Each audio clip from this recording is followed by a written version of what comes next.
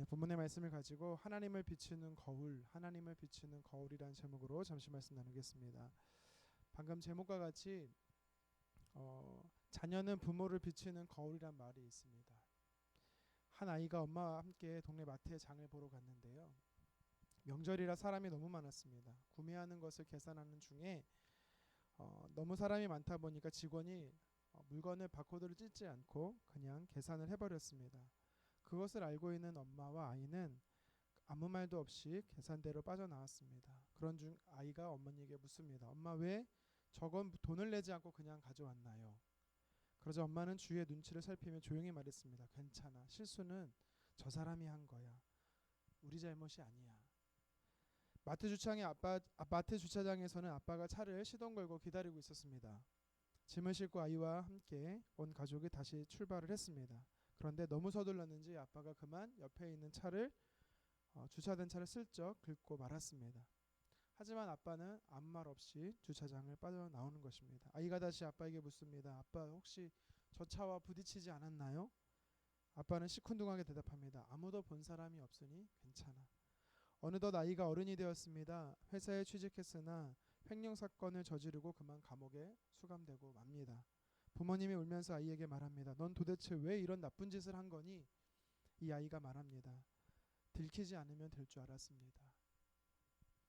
뭐든 들키지 않으면 괜찮은 것 아닌가요? 라고 부모에게 물었습니다. 씁쓸한 이야기는 물론 진짜는 아닙니다. 하지만 우리에게 교훈하는 내용이 많지요. 예전에 TV에서 내 아이가 달라졌어요라는 TV 프로그램이 있었습니다. 훈육되진 아이들을 이제 교육하는 교육 전문가들이 나와서 아이들의 문제점을 이렇게 하나씩 솔루션을 통해서 고쳐나가는 프로그램이었는데요. 많은 회차 방송을 했지만 결론은 한 가지였습니다. 뭐냐면 부모가 잘못됐다라는 거죠. 부모의 교육이 잘못됐다라는 것이었습니다. 잘 몰라서 너무 바빠서 그냥 이렇게 해도 될 것 같다라는 생각에 여러 가지 이유로 잘못 돌보는 부모들이었습니다. 자, 그렇다면 우리가 오늘 말씀을 가지고 자녀들에게 하나님 아버지 성품을 담는 모습으로, 부모의 모습으로 보여주고 있는지 한번 생각해 봤으면 좋겠습니다. 우리 자녀들이 하나님을 닮은 사람으로 살아가고 있는지, 우리가 그렇게 잘 가르치고 있는지 한번 살펴봤으면 좋겠습니다. 멀리 가지 않더라도 먼저 내 자신을 먼저 살펴봤으면 좋겠습니다. 나는 하나님의 어떤 모습을 비추고 있는가? 나는 정말 내 모습이 하나님 되심을 나타내는 거울로서 비춰지고 있는가? 예수님께서는요, 마태복음 5장 16절에 이렇게 말씀하십니다. 너희 빛이 사람 앞에 비치게 하여 그들로 너희 착한 행실을 보고 하늘에 계신 아버지께 영광을 돌리게 하라. 아멘. 그러니까 우리의 모습을 통해서 저들이 하나님을 모르는 사람들이 하나님이 어떠한 분이신지를 알게 하라는 것입니다. 그러니까 저와 여러분들이 하나님이 어떠한 분이신지를 비추는 거울이다라는 것이지요. 자, 그렇다면 우리는 하나님을 비추는 거울로서 우리가 어떤 삶을 살아낼 때 잠언의 오늘 말씀을 통해서 우리가 어떤 삶을 살아낼 때 세상 사람들이 우리를 보고 하나님께 영광 올려드릴지 몇 가지 한번 살펴보도록 하겠습니다. 첫 번째는 우리가 하나님을 기쁘시게 하는 삶을 살 때 우리는 하나님을 비추는 거울로 살 수 있다라는 것입니다. 오늘 본문 15절과 16절에 보면 하반절의 말씀에 이런 표현이 있습니다. 15절 하반절에 보니까 내 마음이 즐겁다. 내 마음이 즐겁다. 16절 하반절에는 내 속이 유쾌하다. 자, 이 말은 하나님 아버지의 마음을 대변한 말이죠. 저와 여러분들을 향해서 하나님께서 기뻐하신다라는 표현을 기뻐하신다라는 감정을 표현하시는 것입니다. 자, 그렇다면 우리가 어떻게 하나님께서 이렇게 기쁘시게 하는 삶으로 인해서 하나님의 모습을 비추는 거울이 될 수 있을까요? 오늘 성경을 다시 한번 살펴보면 우리가 마음의 지혜를 쌓을 때 하나님이 기뻐하신다라고 말합니다. 또 한 가지는 우리가 입을 통해서 정직을 말할 때 또 하나님이 기뻐하신다라는 것이죠. 이 두 가지는요, 사실 하나로 연결된 것입니다.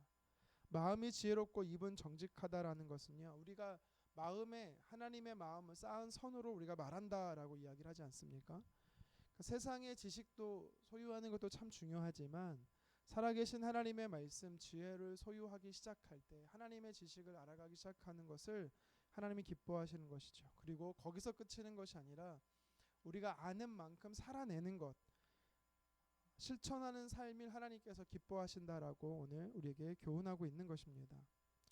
아는 것은 많은데 삶으로 실천하지 못하는 것, 어떻게 보면 오늘 교회 안에 성도님들 안에 우리 그리스도인들 안에 나타나는 가장 큰 문제점 아닌가 생각해 봅니다. 반대로 우리가 뭔가를 열심히 말은 하지만 뭔가 열심히 살아내고 있지만 만약 방향이 틀렸다면 그것이 하나님이 뜻하신 바가 아니라면 그 역시 잘못 삶을 살아내고 있는 것이죠. 부모가 자녀를 향해 기뻐할 때는 부모가 말한 대로 자녀를 향해서 부모가 기뻐할 때가 언젠가 보면 부모가 말한 대로 자녀가 살아낼 때입니다. 하나님도 마찬가지지요. 우리가 하나님의 말씀이 기록된 성경 그 말씀대로 우리가 실천하며 살 때 하나님이 기뻐하신다라는 것입니다.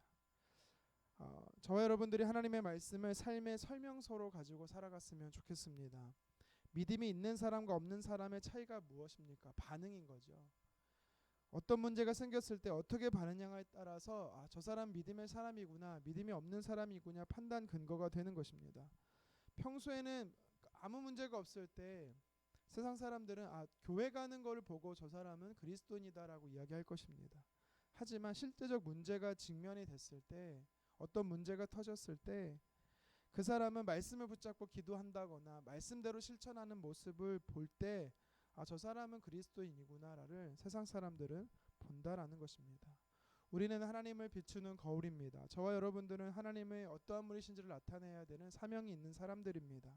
그래서 오늘도 저와 여러분을 빛과 소금으로 살아내기를 간절히 소망합니다. 하루도 오늘도 말씀을 기억하며 그 말씀을 실천하는 삶이 되어 세상 사람들 앞에 하나님을 비추는 거울의 역할을 잘 감당하기를 주님의 이름으로 축원합니다. 한 가지만 더 살펴보겠습니다. 계속해서 우리가 하나님을 비추는 거울로 어떤 삶을 살아낼 수 있습니까? 두 번째는 하나님을 경외하는 삶입니다. 우리 17절 말씀을 같이 한번 읽어보도록 하겠습니다. 내 마음으로 죄인의 형통을 부러워하지 말고 항상 여호와를 경외하라. 아멘. 17절에서는요, 하나님을 항상 경외하라 라고 이야기를 합니다. 항상이 방점입니다. 우리가 하나님을 경외해야 되는데 항상 하라는 것입니다. 그런데 17절에 항상 하나님을 경외하기 힘들게 만드는 상황들이 우리에게 놓여져 있습니다. 무엇이냐면 죄인의 형통을 부러워하지 말라라는 것이죠. 이것은 이 성경의 말씀에는 무엇을 내포하냐면 우리가 항상 하나님을 경외하기 힘든 상황이 우리 안에 있다라는 것을 이미 내포하는 것이죠. 심지어 죄인이 형통할 것이다라는 것에 대해서 이야기하고 있는 것입니다. 우리가 하나님을 경외하는 것, 하나님을 경외한다라는 것은 누구나 우리가 그리스도인이라면 누구나 잘 알 것입니다. 그런데 항상 경외한다라는 게 참 쉽지가 않습니다. 믿음이 흔들릴 때가 언제냐면 나는 하나님을 잘 섬기고 있는데 건강에 문제가 생긴다거나 물질의 어려움이 생긴다거나 힘들고 어려울 때, 사실 이 정도는 나의 문제이기 때문에 견딜 수는 있습니다. 그런데 문제는 뭐냐면 나는 하나님을 잘 섬기고 있지만 더 어려워지는데 오늘 성경의 말씀대로 악인의 형통은 더 잘 되는 겁니다. 악인이 형통하는 것입니다. 이때 우리의 믿음이 흔들리는 것이죠. 시편 73편에 보면 지금 성경이 말하는 오늘 본문의 17절에 말하는 상황과 똑같이 이 아삽이란 사람이 괴로워하는, 고민하고 고통스러워하는 표현이 잘 드러나 있습니다. 시편 73편 3절에 보니까 아삽은요, 악인의 형통을 질투했습니다. 악인의 형통은요, 평생 동안 지켜보니까 저 사람은 평생 동안 건강한 거예요. 건강뿐만 아니라 평생 물질이 넘치는 겁니다. 그럼 그 정도면 이해하는데 이는 너무나 교만합니다. 하늘 높은 줄 모르고 교만합니다. 또 심지어 많은 사람들에게 있어서 조롱하며 악한 말을 일삼습니다. 아삽이 봤을 때 악한 자의 모습이 너무나 형통한 겁니다. 그러니까 그가 시편 73편 13절에 이렇게 표현합니다. 제가 한번 읽겠습니다. 내가 내 마음을 깨끗하게 하며 내 손을 씻어 무죄하다 한 것이 실로 헛되도다. 아멘. 하나님을 지금까지 섬긴 게 내가 정말 잘못 섬긴 거 아닌가라고 아삽이 이야기하는 것입니다. 그런데 오늘 성경은요, 그러할지라도 하나님을 경외하라라는 것이죠. 그렇습니다. 내 삶에 악인들이 형통하는 것을 본다 할지라도 그가 형통하든 형통하지 않든 그것과 별개로 우리는 하나님을 비추는 거울로서 하나님을 경외하는, 그러므로 이 하나님의 영광 올려드리는 삶을 살아야 된다라는 것이죠. 하나님께서는 우리가 비록 악인이 형통한다 할지라도 끝까지 하나님을 경외해야 되는 이유에 대해서 오늘 18절에 설명하고 있는데요. 우리 함께 읽어보도록 하겠습니다. 정령이 내 장래가 있겠고 내 소망이 끊어지지 아니하리라. 아멘. 악인들이 형통하는 것 같지만 잠시 이 세상에 형통할 뿐이고 그의 장래의 소망은 미래가 없다라고 하나님께서 이야기하는 것입니다. 하나님의 자녀된 우리들은 하나님을 이 땅에서 하나님을 경외해야 되는 이유가 분명합니다. 그것은 뭐냐면 잠시 잠깐 살아가는 이 세상에서 우리가 하나님을 경외할 때 영원성, 다시 말해 우리의 구원이 허락되어 있기 때문에 우리는요 하나님을 경외해야 된다라는 것이죠. 시편 73편에 썼던 이 아삽 역시도 왜 하나님은 악인들을 형통하게 하시는가에 대해서 불만과 불평이 있었지만 그가 성전에 들어갔을 때 하나님이 가르쳐 주심으로 인해서 그는 깨닫게 되는 것이 있었습니다. 시편 73편 18절 19절 제가 한번 읽겠습니다. 주께서 참으로 그들을 미끄러운 곳에 두시며 파멸에 던지시니 그들이 어찌하여 그리 갑자기 황폐되었는가. 놀랄 정도로 그들은 전멸하였나이다. 아멘. 하나님께서요 환상 중에 꿈 중에 그에게 보여주신 게 있었는데 그게 뭐냐면 그들의 미래였습니다. 이 땅의 삶은 그들이 형통한 것 같지만 그들의 삶의 끝이 이후의 삶이 무엇인지를 이 아삽에게 보여주었던 것입니다. 그것을 보고 나서 아삽은요 그동안 하나님을 향한 불평을 회개하고 그가 왜 하나님을 경외해야 되는지에 대해서 깨닫게 되었다라고 73편에 계속해서 기록되어 있습니다.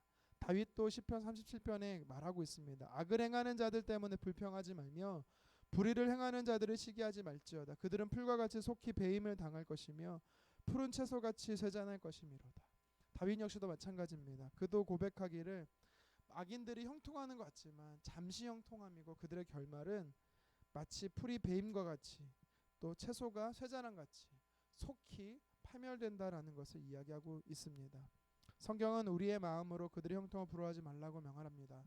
도리어 하나님을 경외하라라고 말씀하고 있습니다. 우리가 하나님을 경외하는 것이 우리가 매 순간순간마다 항상 하나님을 경외하는 것이 하나님을 비추는 거울의 사명인 줄 믿습니다. 말씀을 정리합니다. 저와 여러분들은 하나님이 어떠한 분이신지를 나타내 보여야 하는 거울의 사명을 가지고 있습니다. 현실에서 우리가 살아내는 삶을 세상 사람들은 보고 있습니다. 우리 주변에 하나님을 알지 못하는 자들은 우리를 날마다 볼 것입니다. 그런데 오늘 하나님께서 우리에게 두 가지를 이야기하시죠. 그 비추는 사명의 삶은 어떤 삶인가? 첫 번째는 하나님을 기쁘시게 하는 삶이다라고 했습니다. 하나님을 기쁘시게 하는 삶은 바로 진리의 말씀으로 내 마음에 쌓고 그 마음에 쌓은 하나님의 진리의 말씀을 가지고 삶 속에 정직히 행하는 하나님의 말씀대로 살아가는 실천적인 삶이다라고 말씀하고 있습니다. 두 번째는 악인의 형통과 상관없이 항상 하나님을 경외하라라는 것입니다. 그럴 때 하나님께서는 우리에게 우리에게 영원한 생명 천국을 허락하셨기 때문에 우리는요 오늘도 그 사명을 감당할 수 있는 것이죠. 오늘 하루도 내게 허락하신 삶의 현장 속에서 저와 여러분들은 하나님을 비추는 빛과 소금의 역할, 거울의 역할을 잘 감당하시기를 주님의 이름으로 축원합니다. 기도하겠습니다.